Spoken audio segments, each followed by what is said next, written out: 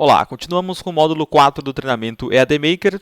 Esse vídeo será a continuação do voltando ao exemplo acórdio, né? Na parte 1, nós montamos a estrutura do fluxograma e nessa parte 2 nós vamos aplicar as funções e testar a execução desse fluxo. Então, no vídeo anterior, nós montamos esses dois fluxos. O primeiro é um fluxo cliente, tá? Que vai ser executado diretamente no eventual expandir do componente acórdion. Esse fluxo recebe três parâmetros automáticos, que são seção, conteúdo e posição. Vai chamar um outro fluxo, né? Vou chamar um subfluxo, que será na camada servidor, que vai receber esse conteúdo clicado, descobrir quais são os funcionários desse departamento e trazer essas informações em um texto para que eu possa exibir direto no componente, né, que é o segundo objeto aqui do fluxo, que vai exibir o conteúdo na seção do acórdion. Então, vamos começar montando o subfluxo, tá? Que é o segundo fluxo aqui que nós estamos montando. Nós também montamos a lógica. Ele vai receber um parâmetro, que é o conteúdo clicado. A partir daí, ele precisa descobrir quais são os funcionários do departamento clicado.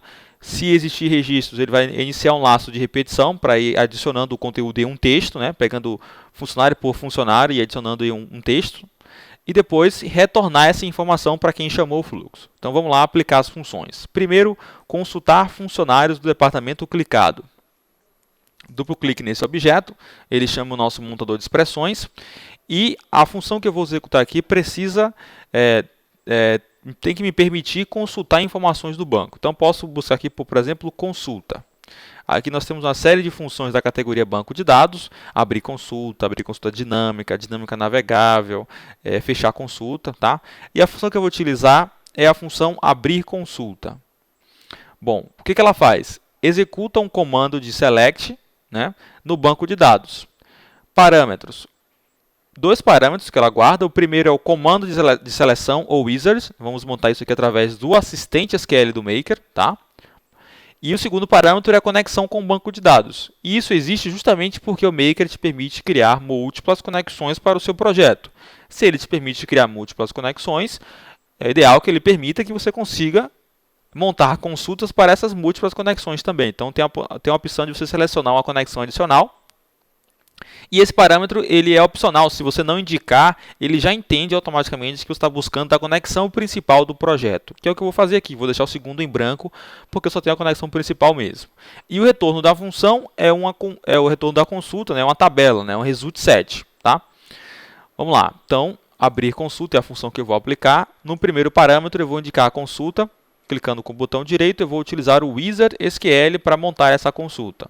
E esse Wizard é o nosso assistente SQL, que nós utilizamos em formulários, e agora vamos utilizar aqui dentro do fluxograma. Tá? Bom, a consulta consiste de buscar os funcionários de um determinado departamento. Então, eu trago a tabela de funcionário. Aqui nós temos o nome do funcionário, que é o que eu quero para exibir na lista, e tenho também o código do departamento. Só que o que a gente tem no acórdion, né, na estrutura que a gente montou, no exemplo, foi o título, que é o nome do departamento. Como o nome não se repete, né, você não vai ter departamentos com o mesmo nome, eu posso fazer o filtro direto pelo nome mesmo, não tem problema. Eu poderia também adicionar, como eu citei, o código e o nome no título, depois pegar o código, inclusive a gente vai fazer isso mais à frente, tá, em um exercício. Mas nesse caso basta buscar pelo nome mesmo. Então vou fazer o join aqui com o departamento para filtrar pelo nome. Então eu pego a coluna aqui dep nome, que é o nome do departamento. Então eu tenho duas colunas aqui na consulta, o nome do funcionário e o nome do departamento. E agora eu posso filtrar esse nome aqui pelo valor que chega para o fluxograma, né, pelo parâmetro de entrada, que é o conteúdo clicado. Para fazer um filtro, eu vou utilizar a coluna critério. O critério pode ser o valor estático, por exemplo, igual a comercial. Então, botei igual e botei entre aspas o conteúdo. O resultado vai ser isso aqui. Os funcionários que trabalham no departamento comercial. Ricardo Rocha, Bruno Costa, Eduardo Dantas, Daniela Almeida e Marcelo Alves. Tá? Só que não pode ser estático, né? Porque eu não sei qual é o tipo de filtro que ele clicou. Então tem que ser relativo, vai ser de acordo com um componente, uma estrutura, né, no meu fluxograma. Nesse caso pode ser uma variável. Então eu vou botar igual, dos pontos e o nome que eu quiser para esse parâmetro. Tá? Aqui eu posso colocar departamento, dep, nome do departamento. Então o nome que você vai indicar aqui não é tão relevante. Então vou botar aqui departamento. Pronto, então eu criei um critério baseando em um parâmetro chamado departamento. O que é importante definir aqui é o valor desse parâmetro. O nome você pode botar o que você quiser, como eu falei, mas o que você tem que definir sempre é qual vai ser o valor desse parâmetro quando ele executar a consulta. E para isso, você vai clicar no botão Parâmetros. Ele vai exibir uma caixa exibindo os parâmetros que você tem, né, nessa consulta, apenas um, que é departamento, e qual vai ser o valor desse parâmetro. Eu vou clicar nos 3 pontos, ele vai chamar o nosso montador de expressão, então o valor poderia ser um cálculo, poderia ser alguma informação que vem de outra tabela, enfim. Nesse caso, é o valor do parâmetro de entrada conteúdo clicado. Então aqui eu vou indicar o parâmetro conteúdo, que é o meu parâmetro de entrada, né, que é o conteúdo clicado. Então essa informação vai ser passada como valor do critério que filtra a minha consulta e assim eu vou saber os funcionários daquele departamento. Ok. Bom, o resultado disso aqui é um result set, né, é uma tabela, como a própria função já indica aqui o tipo de retorno. Eu preciso armazenar isso em uma variável do tipo tabela para poder reaproveitar mais à frente. Então eu vou criar uma variável aqui agora, chamada tabela, do tipo tabela. Pronto, salvei a variável e aqui em atribuição eu vou escolher a variável tabela. Ou seja, eu faço uma consulta no banco e o resultado eu guardo na variável tabela. Ok? Depois eu preciso verificar se essa variável tabela existe algum tipo de registro, né? Ou seja, retornou algum dado. E para isso nós temos uma função chamada existem registros, né? Olha como o nome é sempre intuitivo. Então, abrir consulta tem uma função para abrir consulta. Existem registros, tem uma função para fazer isso. Então, ela verifica se tem registro na tabela e retorna um falso ou verdadeiro, né? Um retorno lógico. Ela espera apenas um parâmetro, que é a variável onde se armazenou a consulta SQL. Então, existem registros e eu vou indicar a nossa variável tabela. Então, se a resposta para essa pergunta for verdadeiro, se tem registro, então eu vou adicionar o funcionário ao novo conteúdo. Para isso, eu vou utilizar uma concatenação, ou seja, eu quero guardar em uma variável um conteúdo que eu vou ir adicionando novos conteúdos, né? Então eu vou utilizar uma função de concatenação, tá? E eu preciso criar uma variável para armazenar esse retorno, né? Porque eu preciso sempre manter o conteúdo anterior mais o novo conteúdo, ou seja, os funcionários já adicionados mais esse novo funcionário que eu estou adicionando no momento. Então eu vou criar já uma variável aqui chamada novo conteúdo, do tipo letras também, tá? No primeiro parâmetro da função concatenação, eu vou indicar essa variável novo conteúdo. E eu vou concatenar o que já existe na variável com o nome do funcionário atual e depois botar um BR lá para poder quebrar a linha, já que o conteúdo do accordion é HTML. Você pode botar tags HTML ali, ele vai interpretar, tá? Então aqui eu quero exibir o nome do funcionário. E essa informação está no result set. Então está em um campo da tabela. Então eu vou usar a função campo, tá? Para pegar um campo da tabela que eu já armazenei, né, na variável tabela. E o nome do campo é o nome do funcionário. Eu tenho o nome do departamento, o nome do funcionário, eu quero só o nome do funcionário. Então eu vou concatenar com o nome do funcionário, tá? E depois vou adicionar um novo parâmetro para a função aqui, ela espera N parâmetros, tá? Você pode colocar quantos você quiser, tá? Então depois eu vou trazer aqui um BR para poder ele quebrar a linha, não ficar todo mundo na mesma linha, tá?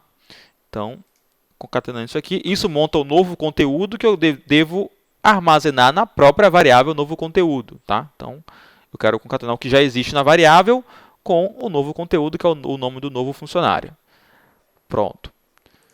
Depois, eu tenho que passar para o próximo registro, né, para avançar o laço de repetição. E para isso, nós temos uma função chamada tabela próximo ou primeiro registro. Você vai escolher, nesse caso, eu quero o próximo registro. Então, tabela próximo registro.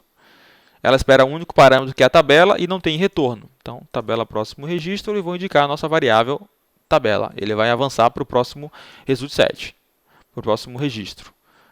Ok. Então, montei o fluxo. Agora falta só retornar o conteúdo, né? Então, aqui no objeto fim, que é onde você define os retornos, né? O possível retorno do seu fluxo.